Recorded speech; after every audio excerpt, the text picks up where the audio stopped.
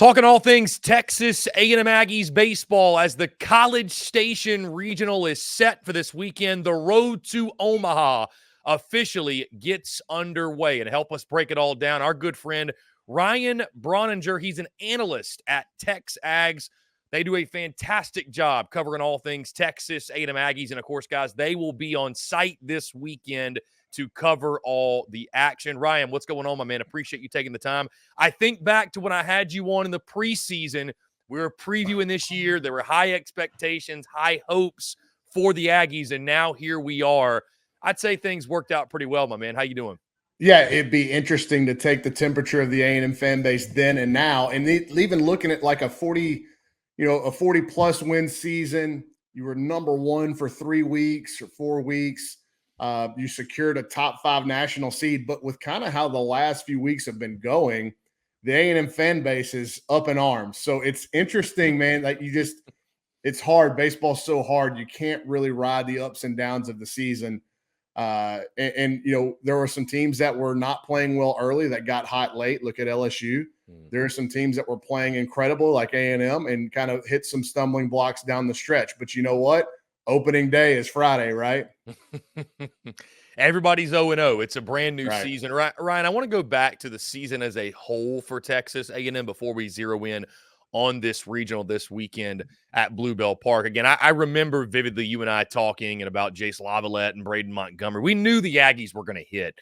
But what Max Weiner did in his first season as pitching coach in College Station, I mean, Ryan, for those that do not realize, Texas A&M is 6th in the country in ERA. I mean, it's one thing to improve, but they went from being not very good last year to abysmal to being one of the best pitching staffs in college baseball. When you look at this season as a whole, what clicked for Texas A&M? And obviously, did you see this much improvement coming on the mound?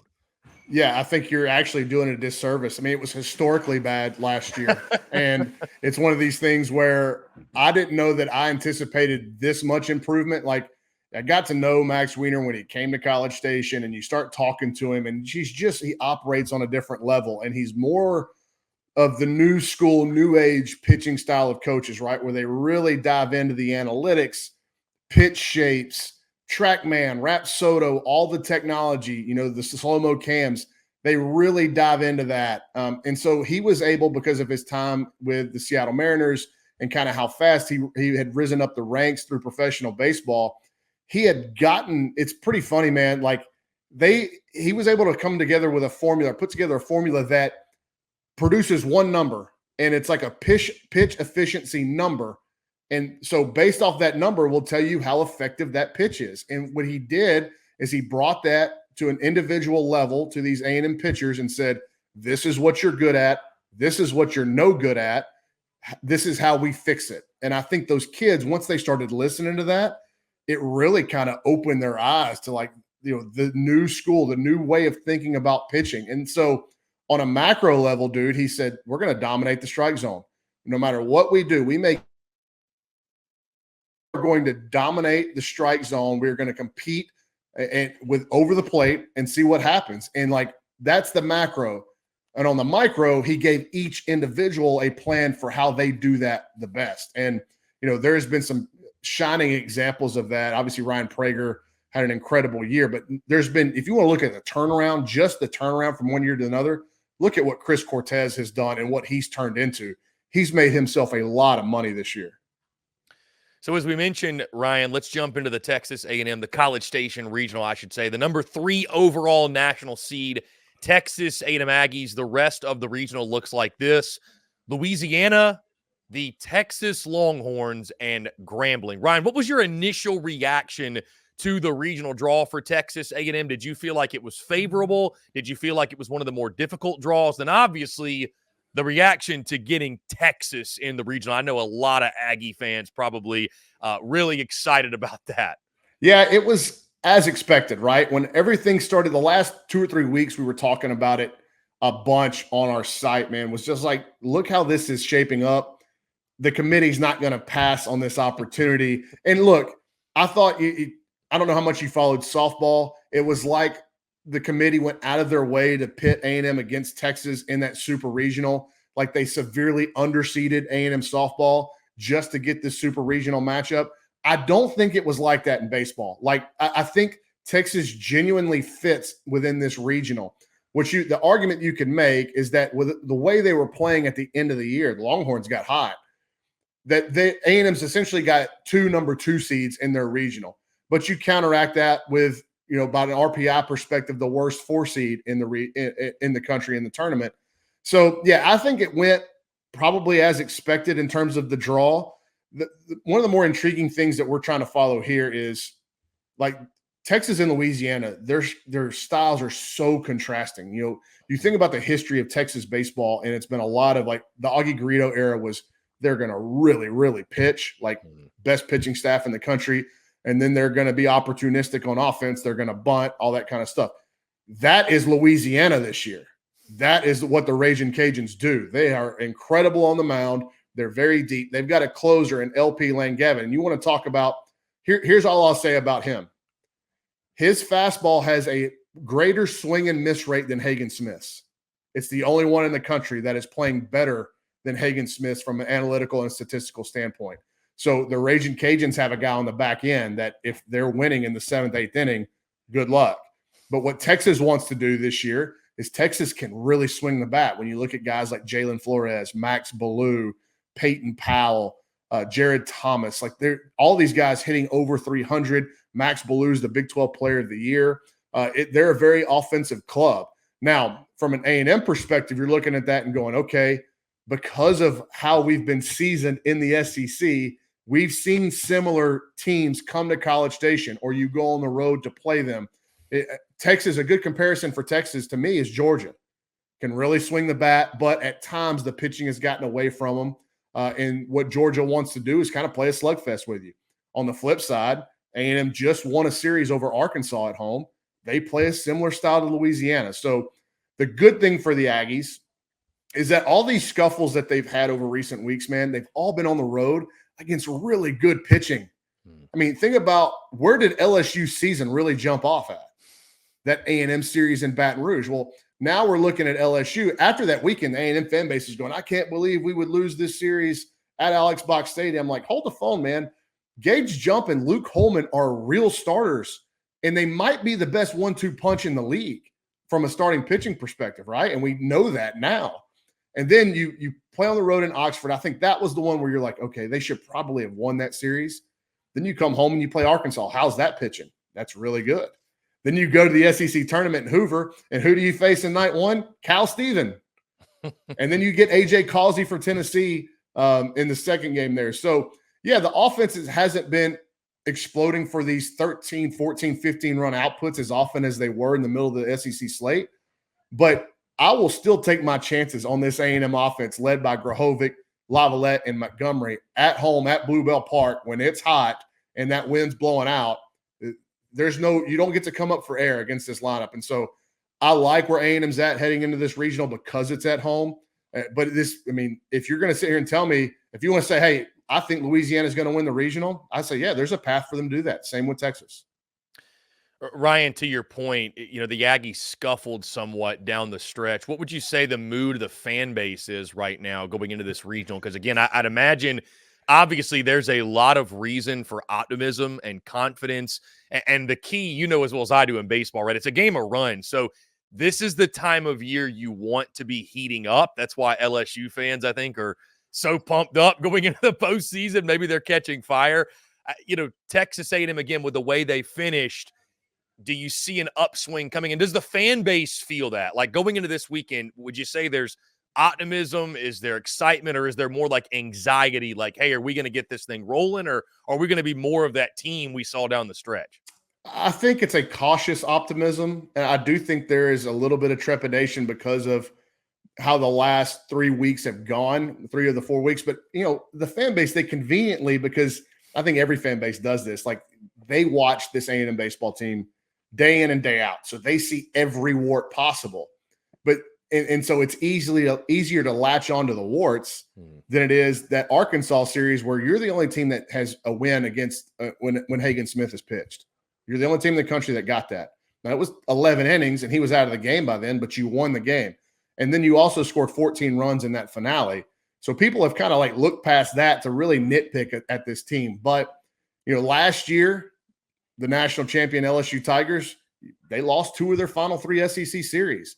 And it was Texas A&M who went on a run in Hoover, if you'll remember, all the way to the final and lost it, and then got to the final of a regional on the road against Stanford before falling out. So you're right, man. Like, for people that have watched college baseball a lot and are baseball folks, that riding the ups and downs of a game-to-game basis is just – it's not a good way to look at a season in totality. It's really not a good way, I guess, if you've got blood pressure problems to go about day to day. But that's what this fan bases are in this league, is they want to take an immediate temperature check on how things are and try to apply that to the next game. But this, man, like the postseason is such a lottery. It really is. It's such a lottery.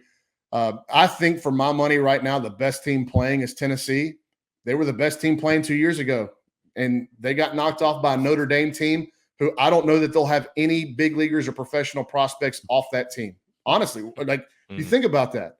And so, all it takes is for somebody to have 2 incredible days or 1 incredible day and you have a bad one. And then a ground ball takes a bad hop and hits an infielder in the shoulder and it scores a run or 2. And it's like, that's how this whole thing can end. Like, it's so fickle that you invest 50, 60 games into it and it can be done like that. Some stuff that you can't even control. So I think that the goal for every SEC team going into these regionals is, are we healthy and are we rested?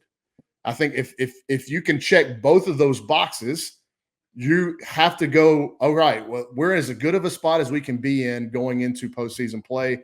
I think for A&M, going to and barbecue in the SEC tournament in Hoover, while I know for a fact that it didn't taste good going down, those kids went in there, I think, going, okay, well, whatever happens in Hoover, we're fine with. We've already locked up a national seed. But once it happens, and once you get into that game against Mississippi State and Tennessee, and you're actually playing baseball, you want to win. So when you lose, it hits you probably harder than you thought it was going to. So they left Hoover with a bad taste in their mouth. So what I wrote this week on our site was, you have to get rested, you have to get a reset, and you have to get a reminder. And for what Jim Schlossnagle has said, he reminded this team of what got them to the number 1 spot in the country. Why did we get there? How did we do it? And then obviously getting the rest to get guys. Jackson Appel is playing through some real stuff. Like, he's beat up, banged up, and he ain't coming out. Like, it's pretty heroic effort he's been given. And first team all conference catcher with all these things going on to him. And him playing through it. And then the reset. So one of the key themes for this A&M team this year has been opening day mentality. Every day is opening day. Well, yeah, that's pretty easy to say and register through game 20, maybe even game 30, and maybe even when you're number 1 in the country. But when you get into game 40, 45, 49, and you start faltering, how easy is it to turn on that opening day mentality again? Like, I think it gets tough. It's easy to say, it's hard to do. So does this reset, give them a clear line to say Friday is opening day for real? And if they can do that, I think that in terms of mentality, this team will be in as good of a spot as you could ask them to be. Ryan, all due respect to Grambling, I don't see them as much of a threat in this. So I'll ask you this: of the 2 and 3 seed, Louisiana and Texas, and like you mentioned, it's weird to see Texas as a 3 seed. It really does feel like you've got a 2A, 2B situation. But of those 2 teams, which of those do you look at as the biggest threat to, if one of those is going to upset A&M, who's the team you look at and say that's going to be our greatest challenge this weekend? Well, both can, for sure. Both can. No question about it. They're both talented.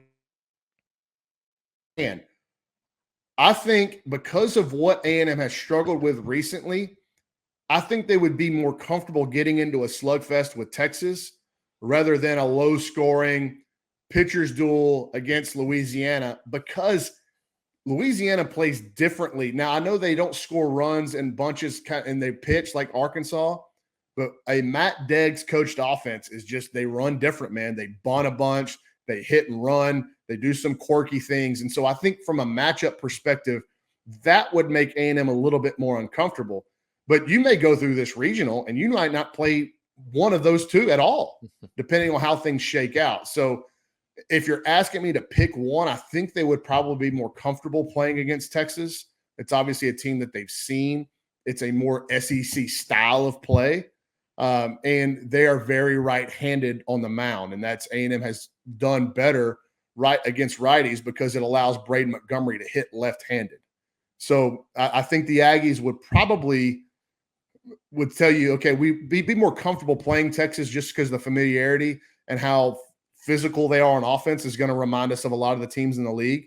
Louisiana, they can really pitch and they do some things offensively. You know, Kyle DeBarge is their shortstop. He looks like a big leaguer. He's hit 21 home runs. Outside of him, they really try to move the ball and be like real pesky offensively, and that's a staple of Matt Deggs. So if you made me pick, I think Louisiana I would give the slight edge to. But again, if Texas or Louisiana beat A&M, I could certainly see that. Ryan, do you think Aggie fans would rather see Texas go 2-Q or see A&M beat Texas in the? Oh, okay, 2-Q. Okay. Automatic. I mean, they want it. Obviously, you want to. All A&M fans want to beat Texas, but with them coming into the league next year, I think that a lot of the hype and pomp and circumstance of only getting to play them in postseason, it ratchets up like the intensity or the pressure. Like I think that they would just assume to see the Longhorns go back to Austin after a couple of nights in College Station. But I'll be glad when next year, like they come into the league. And so it will feel much less like committees have to force this matchup. They've done it in basketball, softball. And again, I'm not saying that they forced this in baseball. It made sense.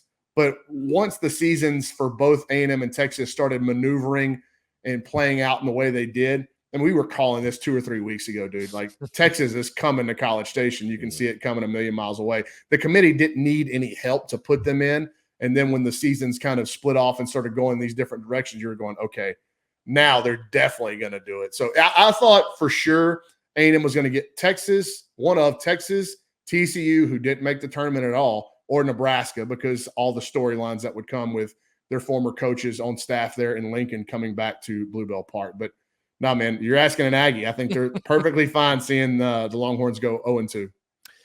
Ryan, is there a key to the weekend for you for A&M and maybe an X factor key player that needs to have a big weekend for A&M to punch their ticket to the Supers? So look, I love A&M's offense, especially at home. But there's a guy that's so different in the order than all the other ones that I think he could play an important role this weekend, and he didn't have a great SEC tournament. I'm talking about Travis Chestnut, the second baseman. He hits in the 9-hole.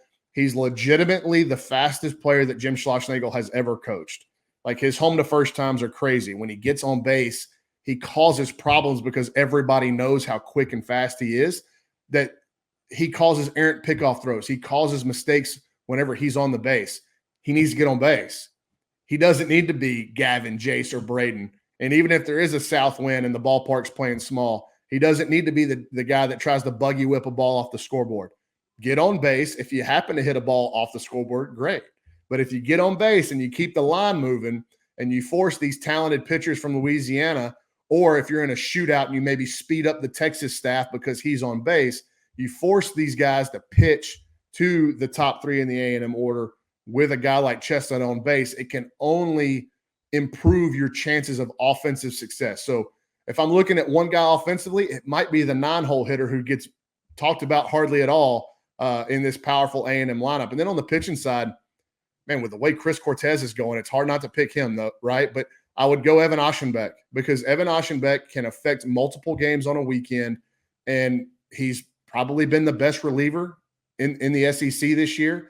And you just know that at some point, whether it's a winner's bracket game on Saturday or that Sunday finale or even a pitching on Monday, that he is going to trot out of that bullpen with a game in the balance and on the line. I'm sure A&M and Jim Schlossnagle would hope that he's got a 4 or 5 run lead when he's running out there. But I would imagine that one of these games is going to be really close and Aschenbeck's going to have to get big outs.